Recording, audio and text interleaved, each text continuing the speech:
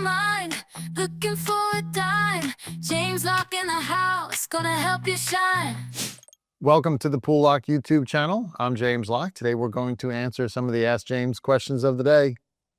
First question is from Jim. It's a great name. It's my name. You're making it sound like investing for income eliminates risk capacity issues. But what if a company invested in goes bankrupt? What happens then? All right, that is a great question, and it gets right to the heart of how income investing actually works and how it's designed to be resilient. The short answer is that diversification is your best friend. If you're investing for income the right way, you're not putting all your money into one or two companies and hoping for the best. You're spreading it across many holdings, across multiple sectors, multiple types of income-producing investments. Statistics suggest that you need around 30 holdings in each asset class to be properly diversified. So if you have bonds, preferreds, common stock, you might end up with 100 holdings or more. Most well-constructed income portfolios have at least 50 holdings, often considerably more. Now let's say you have 50 holdings and one company defaults. Now if everything was evenly weighted, that's a 2% hit to your income. It's not ideal, but it's not catastrophic either. Your lifestyle isn't disrupted. You don't have to make emergency decisions, and that's the point. Diversification protects you from any single company going belly up.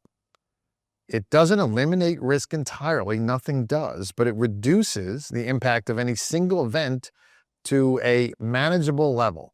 It transforms what could be a crisis into a minor inconvenience. Now, it's also important to understand the difference between types of income-producing investment. Common stocks can raise or cut dividends, and companies sometimes do cut them, particularly in severe economic downturns. But historically, dividends across a well-managed, diversified portfolio tend to rise over time. So while you might have a few companies that cut dividends in a given year, you'll often have more that increase them. So that dynamic really can actually give you a natural inflation hedge that helps your purchasing power keep pace with rising costs. Now, on the other hand, bonds and preferred securities often have stated income. The interest or dividend is written right on the certificate there. So it doesn't fluctuate with the stock market. It doesn't depend on company's quarterly earnings report. That means your income stays steady even if the market value of the investment moves up or down. And that predictability, that knowledge of what's coming each month, is one of the most powerful aspects of income investing. It lets you plan, it lets you budget, and it lets you sleep at night. So you raise an important point about inflation, right? Even if implicitly, right? Even if your nominal income really stays the same, inflation can erode your purchasing power. So if inflation spikes, your dollars don't go as far. So how do you protect yourself? Well, one way is by including high dividend common stocks in your portfolio. If your risk tolerance allows it. So over time, rising dividends can help offset inflation, sometimes significantly. Another effective strategy is to reinvest a portion of your income. For example, if you're earning 6%, you might spend 4% and reinvest 2%. That reinvestment helps your income grow over time, creating a natural compounding hedge against inflation. The goal isn't just to generate income today, it's to build an income stream that grows and sustains you for decades. The bottom line is that income investing it's not going to eliminate risk. No strategy does, but fundamentally, it's going to change the nature of the risk you're exposed to. Instead of worrying about selling shares during a downturn just to meet your expenses, you're focused on generating steady income regardless of what the market does. And with proper diversification, the risk of any one company going bankrupt becomes a small part of a much larger, more resilient picture. That's the difference between a retirement built on the withdrawal method and one built on true income? That is a great question, Jim. And if you want to send in your question like Jim did, you can do so. Email that question to poollocke@poollocke.com. Let's move on to our second question. Our second question is from Marcia. She wants to know, my husband and I don't agree on our risk tolerance. I have a very low tolerance. I don't like to spend money, and I get nervous when the market moves. My husband, on the other hand, seems like he'd be fine if we lost half our savings. So how do we reconcile these differences? All right, Marcia, you're definitely not alone. In fact, this is one of the most common issues couples face when planning for retirement, and one of the most important to address before it becomes a source of real conflict. It makes sense that you guys disagree. You're not just dealing with one person's emotions and one person's financial situation. You're dealing with two, and each of you has both a risk tolerance and a risk capacity.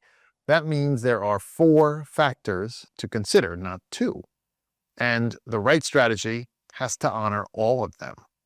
So the first step is education for both of you. You both need to understand your risk capacity. Even if your husband has a high risk tolerance, that doesn't mean you can afford to take as much risk with the retirement savings you've worked decades to build.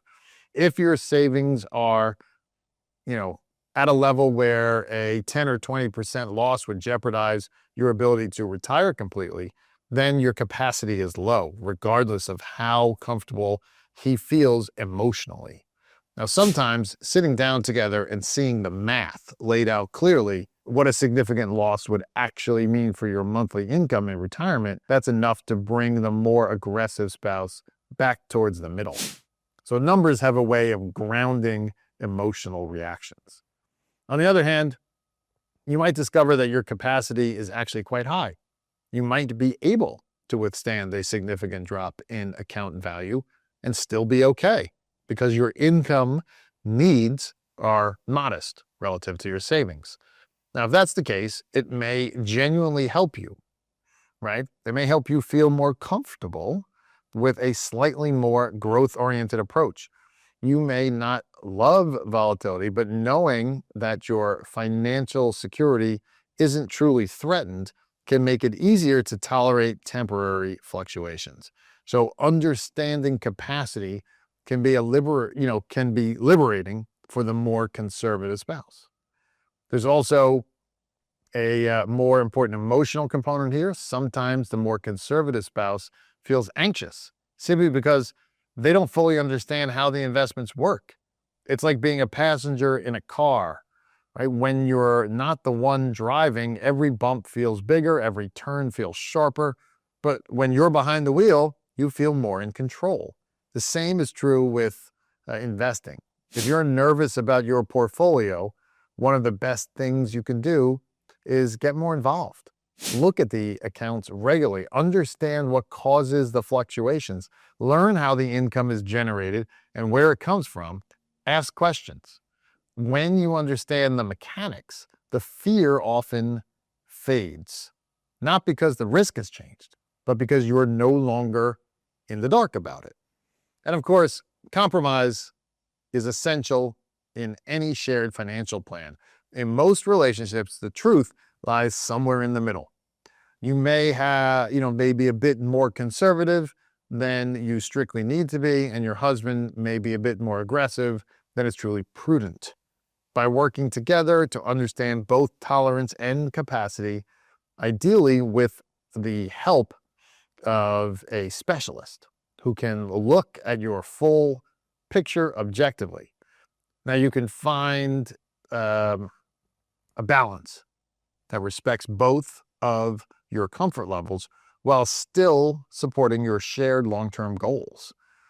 An income-first strategy can often be kind of the bridge that brings both spouses together because it delivers the growth the aggressive spouse wants in the form of rising dividends while providing the stability and predictability the conservative spouse needs.